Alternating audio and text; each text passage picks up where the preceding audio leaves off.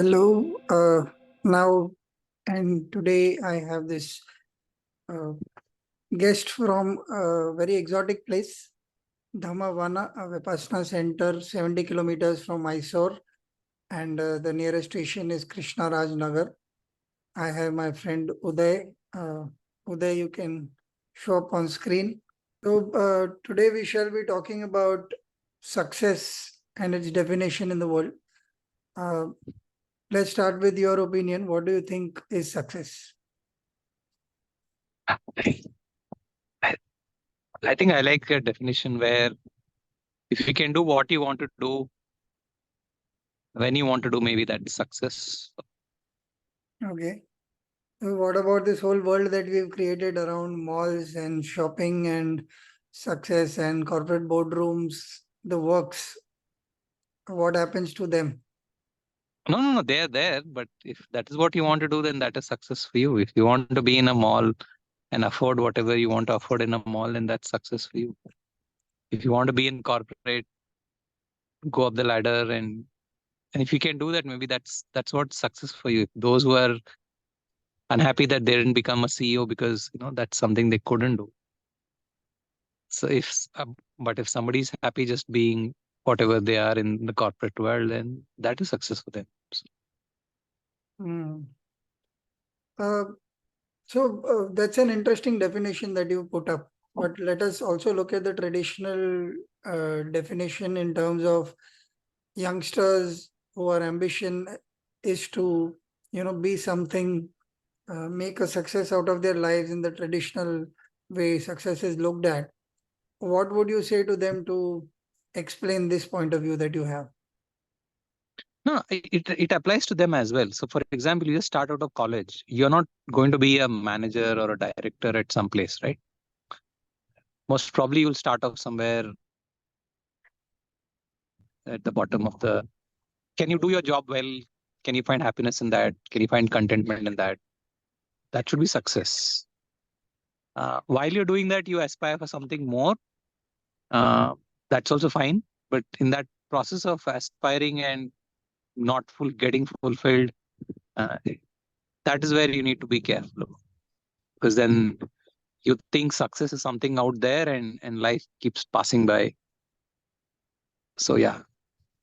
Uh, okay, this also brings me to something that is very contemporary, the exam papers that are being leaked in some competitive exams. I'm unsure that my knowledge of the subject is enough in terms of talking about it. But one of the things that came up somewhere on my social media feed is that around 25 lakh students were affected.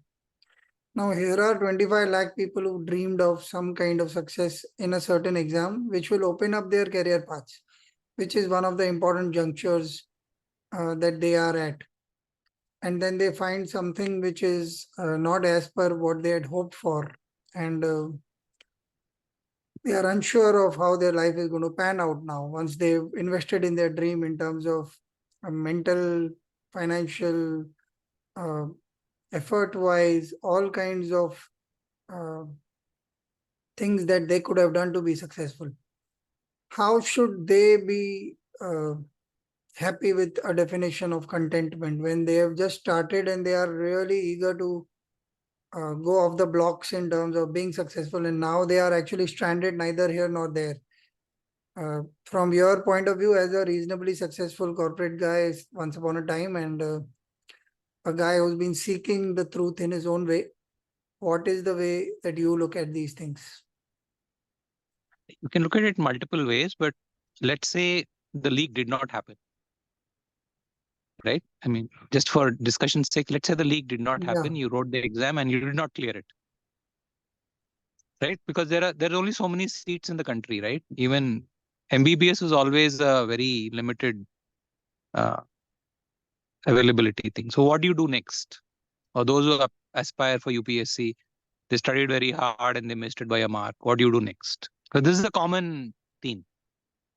That each individual has to figure out that you need to go to the next thing, whatever is available for you. Oh, Now, about NEET in specific, about the exam paper leak, if I think if you remember, I think a year or two, or maybe a little before that, there were some leaks in Maharashtra, if I'm not wrong, Yeah. or maybe UP. I don't know, that somebody who was writing exams for someone else, and the whole chain of investigation went up almost to the CM's office. Okay. So this thing has been going on. Uh, this paper leaking, people preparing, writing it for someone else. Mm.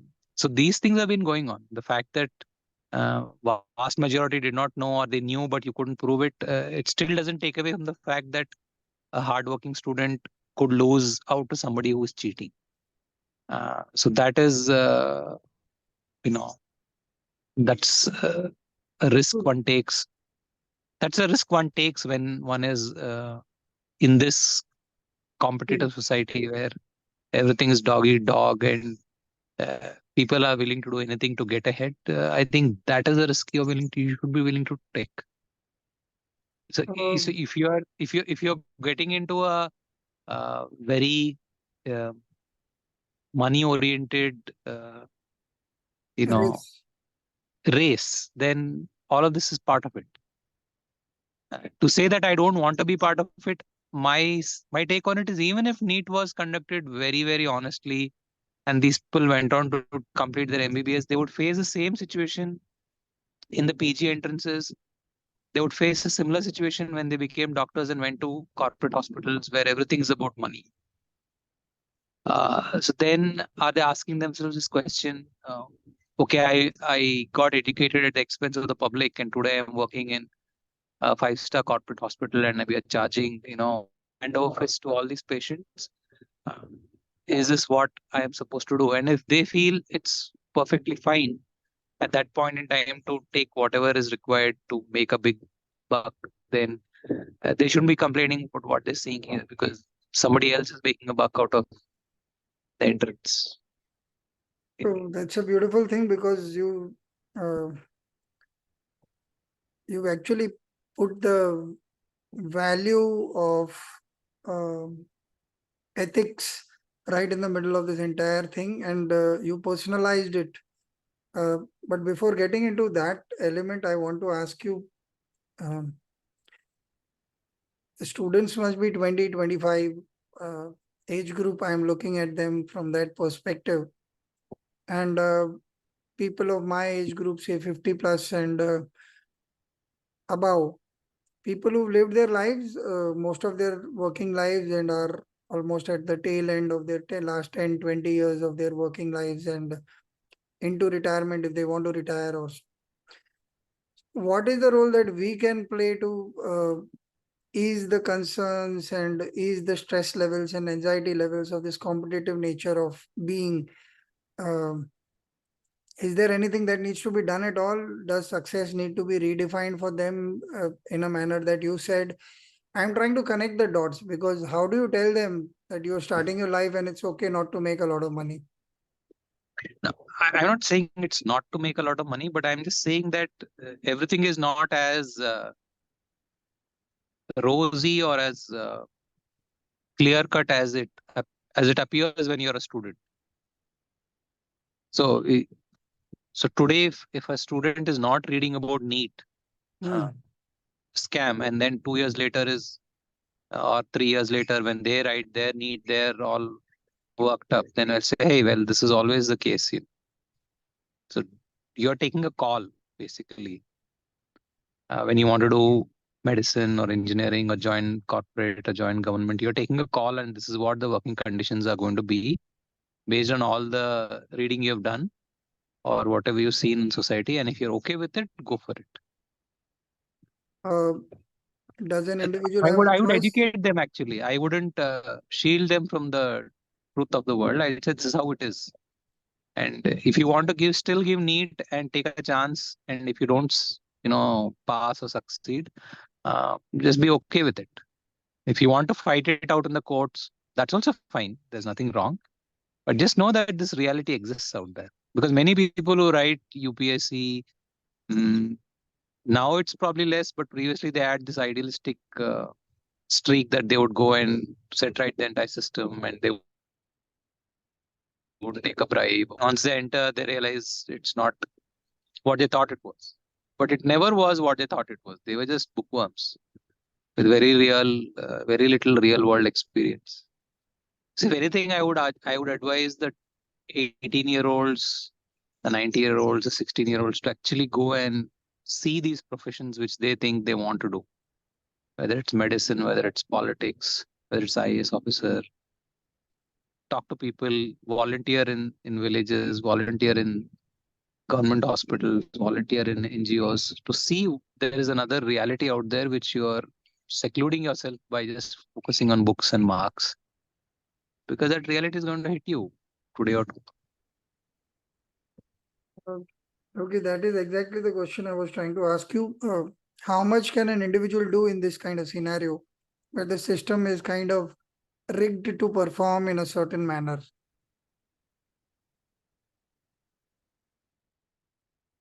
Work hard and try to give your best. That's one way of handling it. Like if I can't say that every person should not apply for NEET or aspire to be a doctor. Definitely you can. Along the way, you'll come to know how competitive it is or how rigged the system is, and then you take a call whether you want to be that or not. And then when you do qualify, you want to decide what kind of a doctor you're going to be, how you're going to charge, or how you're going to look at patients. That's left up to you. I think that amount of moral training each individual has to have. At the end of the day, no matter what you work on, how you make your money, your morality and your conscience should be, clear enough that you are happy with yourself. Otherwise, I think all of this is going to be a waste. You're going to be a 50 plus guy, and then you look back and you look back at the compromises you made, and you may not be happy with it. So yeah, I think my focus is more on self realization of who you are, what you're okay with, rather than just putting the responsibility out on society, on parents, on teachers, and saying, hey, these guys didn't do their job by telling me what the truth was or what the reality is. I think it's left up to you to find out. Yeah. I wish I had this introduction for the Values Workshop podcast when I started, because now that you're talking, it seems like, okay, I'm onto something better than I had envisaged, because the idea always has been to have people who are everyday individuals who struggle with these things and they come up with their own solutions. Uh,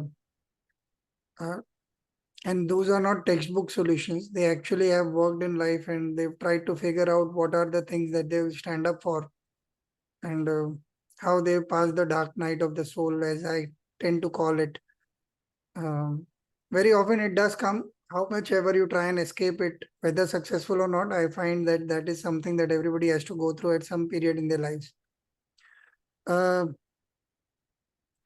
Another thing that I want to get into is, how does one, while it is uh, okay, let me rephrase this question again in my head. Uh, I happen to talk to a lot of youngsters these days, and while some of them are very clear, but there are generation gaps between generation gaps. So if I'm talking to a, say, 30-year-old at this point of time, I find they are scared and they are unsure. They haven't taken their calls based on morality necessarily. They are as much part of the Insta phenomena, where everything is like, okay, you're watching reels and you're watching videos and instant gratification of some kind is happening. Then there are 20 somethings who are far more clearer. They use Insta equally much, if not more, but they have this healthy sense of confidence in what they want to do, how they are going to go about it, and what calls they want to take in their lives. Obviously, I'm not talking to a lot of people, but it's hardly, say, 5 or 7 people. Yeah. So how do you bring this up as a discussion which is more uh, socially oriented than just an individual call? Or do you think that is not necessary? No, I feel that uh, one should open up these discussions to the youngsters of all generations and listen to what it is that they actually want to know, or what is it that is concerning them.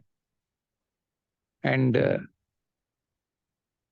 and once you're open to listening to them, I think then you'll realize that there are certain places where maybe the elders haven't been very honest about, right? And this honesty probably helps to know that, okay, this is how, you know, the world works, or this is how at least uh, cities in India work, or governments work. This is how society views you. And it's it's it's left up to the individuals then to figure out, okay, so this is how society is, this is how life is going to be. If anything, I felt in my own case, I felt I was too shielded, and Hmm. I feel even now the younger generation is too shielded about life and its uh, intricacies, difficulties. You know, I feel that is something that we should be openly discussing about. The longer you put away tough conversations, you're just making it much more difficult for people to face those situations when they eventually come up in their life. So If you were to put this as a context to the topic that we are discussing, which is success, how would you connect the two? I would tell them that material success is important, but they should also focus on those things in their life that material success cannot buy. You know, like good relationships, or good health, a skill in some art or craft or music. And not everything can be bought and sold. So know the limits of what you're aspiring for. Uh, because I have come across many people who neglected their friendships, neglected relationships in their 20s. And by the time they hit their 30s and then their 40s, they look back and they have nothing to fall back on in terms of close friends or marriage. And they have some career. Some people don't have that also. But it's too late, isn't it? So my question to the audience and to the younger generation is, okay, so what is it that is important to you? What is it that if you lose at a certain age, you may not get it back again? So make your trade-offs wisely. That's what I would say. Uh, Hmm. and yeah. So what is the extent to which you let a relationship spoil your mental health, and what is the extent to which you let your academic career or corporate career spoil your health, or take away time from your loved ones? These are all very, important trade-offs you're making, sometimes consciously, sometimes unconsciously, but know that all of them have consequences. Um, are you saying that along with being successful in life, one should also look at the quality of life that one is building for oneself in terms of internal peace and happiness? Yes, yes. So then I have a trick question here. Uh, when one walks the path of inner peace, uh, the initial few days, few months uh, are are quite difficult to deal with because there are questions you ask which are away from the traditional understanding of the society as we see it. So, what would how has your journey been in that sense? No, I think many times the answers you get when you question yourself or question society are quite uncomfortable. And uncomfortable because you probably spent a lot of time, invested a lot of effort, energy, money, emotions on things that weren't really worth it. And to accept that it wasn't worth it, or they aren't worth, is a difficult thing to do. And if one does change drastically one's life or one's outlook, then one tends to lose certain relationships as well, because You are not aligned in the same direction anymore, and that's also a difficult, uh, you know, transition. Among friends, it's also difficult. You might lose some friendships, but if these occur in corporate life or they occur in marriages, then that's a very uncomfortable break to have, because then you realize that this is something that you really did not want going forward, but you have to take a call whether to continue or not. So, yeah. So, ideally, it'll be a smooth transition, but generally, it isn't a smooth transition. So So, trade-offs is the central theme of both success and the choice of success that we actually are looking at.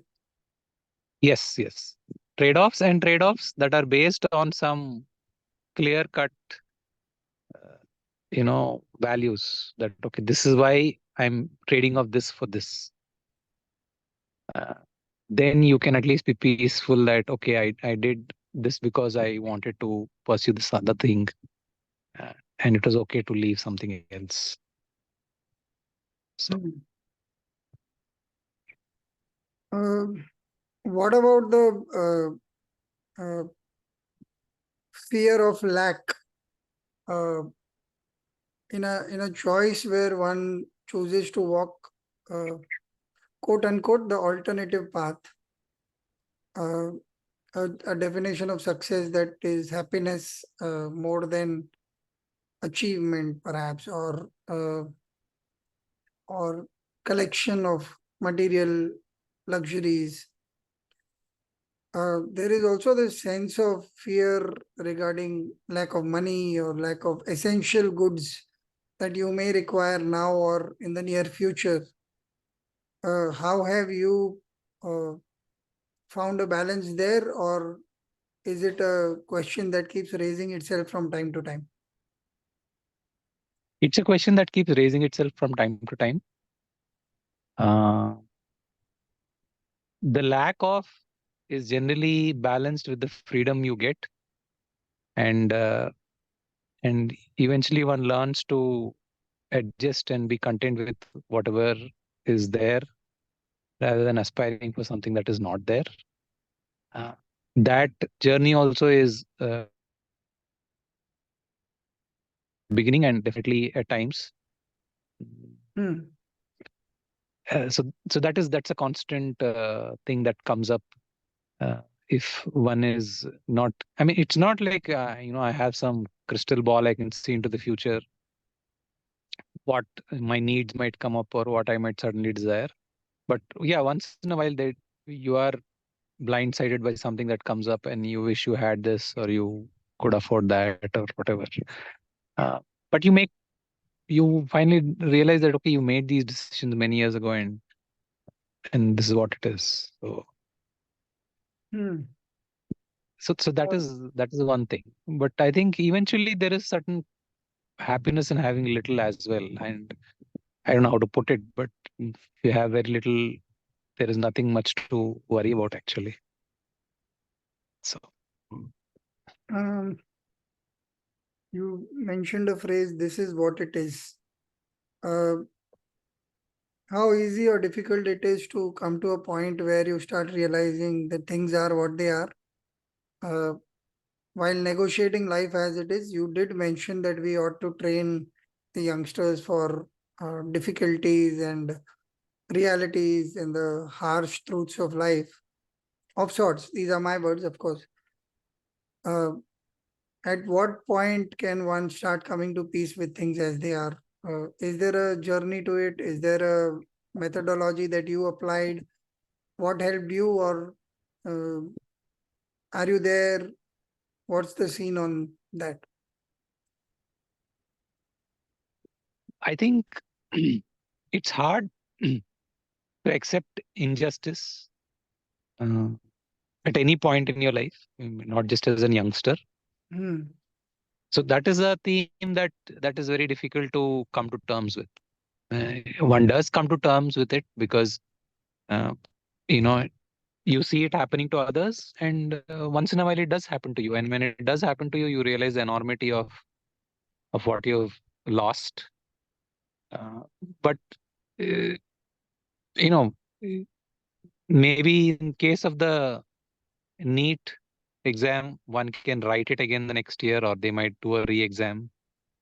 But in case of those two people who lost their lives because a teenager ran a Porsche in Pune or wherever, those two lives aren't going to come back, right? So, your family members get convicted or don't get convicted, the family members have lost somebody because of somebody's stupidity. Right. And at that point in time, you have to just accept that that's all there was with this person's lifespan, and we could spend the time we had, and then this person is gone. And it's in that situation where you have to accept that this is the way it is. This is what it is in front of us.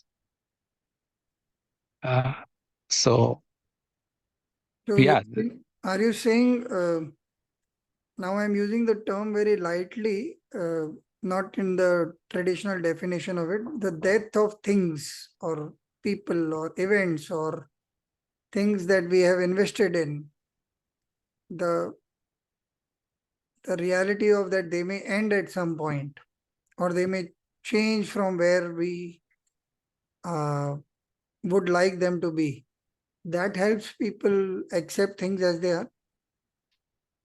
It may help, but at some level, people also understand that, for many things to happen correctly, and if they use the word correctly, like the teenager shouldn't have drunk or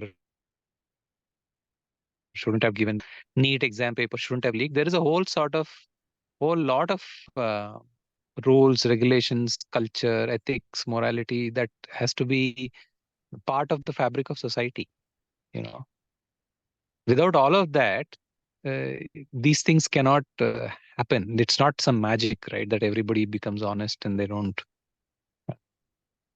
take lives easily. But yeah, and if, in the absence of that, this is what you're going to get. And this is something which youngsters or even older adults, the sooner they accept, the easier it'll be to live life. Yeah. That's all there is to it. Because how much can you actually fight? And there have been a lot of people who have given up their lives, their careers to set right social systems, make changes in India, and some of them have partially succeeded, some of them have not. But despite all that, you still see the situation today in our country where we have a lot of wealth and there's a lot of inequality, and still you are seeing injustice, and so what does the younger generation have to really hold on to, if they have to, as a beacon of hope that, okay, if I do this, I can have this, I can get this. There isn't anything like that, actually. It's just an uncertain world. Yeah. Me and my partner used to have this term called the Great Indian Hope Trick. Being in advertising, whenever we went to meet clients, we had this whole idea of that with this campaign, we were going to do so well and the brand would go from place to place and be successful. Obviously, we believed in it. But finally, if it came down to how much can you guarantee, nobody could guarantee anything. You had to try, you had some good creative ideas. You were going to go out and do the best you could. The brand would put in their money and their efforts to make it successful. But there are only so many things that you can do. Do you think that accepting things as they are helps be more successful at whatever we are doing? I'm using success as a very open-ended term here, maybe comparing it to happiness as a state of mind being success. Yes, I think it helps. Purely because it helps you to focus on what is there in front of you rather than pondering about something that is not in your control. To that extent, I think to accept that this is what it is and do your best in that, I think definitely it helps. Hmm. Uh, how does one keep one's ambition at the center while working? Because that is a good drive to have when you're beginning, or at least when you've not kind of come to a point where you are happy with things as they are. Does ambition play a part in this kind of route that you're talking about? And what is it that you're looking at? No, ambition is definitely helpful. Ambition is helpful to the extent that it helps you to improve yourself, improve your skill set, keep an open-minded perspective on life, always learning. Uh, to that extent, I think where ambition doesn't help is when you aren't doing anything differently and you're expecting things to just work out in your favor because somebody else supposedly got a lucky break and you're not getting it, and then you're just ambitious and you're just frustrated. Their ambition doesn't help actually. So, good So old if you fashioned values. Sorry. yeah. So if you look at any of, I think the right example would be the craftsmen of the older generations, right? They would just hone their skill, and in this process, they would get better and better at what they do, and they would get fame and fortune along the way. So I don't know how much of honing their skill the younger generation is doing, but that is something they should probably be focusing on. Oh, that's a good connection you made, because that's kind of a practical thing that one can do to be successful. Is working on your art, or uh, whatever form that you've chosen to contribute to the world with, uh, whether it's arts, humanities, sciences, research, anything at all. Or even if it is a work of labor, in terms of understanding how you want to approach that subject, how can you master that subject, what is it that you can bring with your own special skill set. These are questions that one can ask and keep working at it till one starts honing their contribution, again as a term. Uh, Yes. I think I've run out of questions. Thank you. This was a brief conversation. Can I have you back on screen for a minute? Yes. Yes. So thank you for this brief conversation and this beautiful view that you shared of your mind and the place itself. I hope it helps people relook at success. Although brief, I think we did cover a lot of ground in terms of approaches of how one can see success. Thank you so much. I shall see you around. Thank you. Yes. Have a nice day. Bye. Bye.